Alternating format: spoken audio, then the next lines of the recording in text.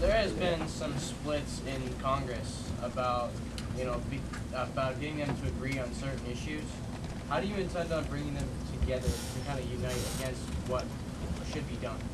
Well, I think, can you all hear over here? Yes. No. Basically what he's saying is there are splits and divisions in the Congress where they can't agree on what to do. How do you bring people together? I think the most powerful tool that the president has is the bully pulpit and the ability to convince Americans about what needs to be done.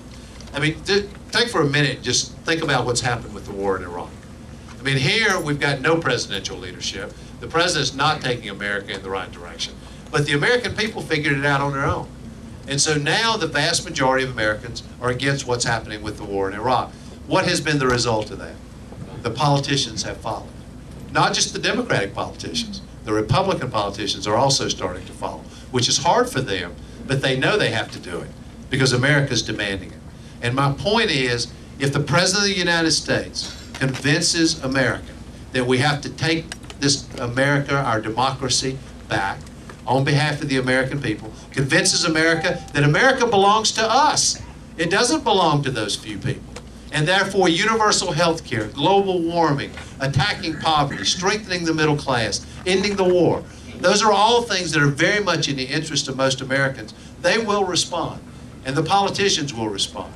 I think the way the president should think about these things is, as a leader, is to not think about the squabbles that exist between the president and a political party or members of Congress, but to think about it as a national community that we're bringing together to galvanize the action that needs to be taken. Do you need to work with Congress? Absolutely. But you also need to be willing to shake that place up. I mean, you can't just say, hey, listen, everybody's fat and happy, we're just going to leave them alone, and Lord knows let's don't offend anybody. Heaven forbid. You know, we have to be nice to our colleagues and kind and generous and make sure they're taken care of. And as long as the politicians are taken care of, it doesn't matter what happens in America. Not in my world. You know, I think if they're not doing what they need to be doing, we need to shake them up. It's one of the reasons that I've said, as president, if they don't pass universal health care by July of my first year, July of 2009, I'm going to use every power I have to try to take their health care away from them. Because I don't think politicians should have health care when Americans have it. Those people work for you, not the other way around. And I'm happy for them to have health care. I don't want to take their health care away. I just want them to do what's right.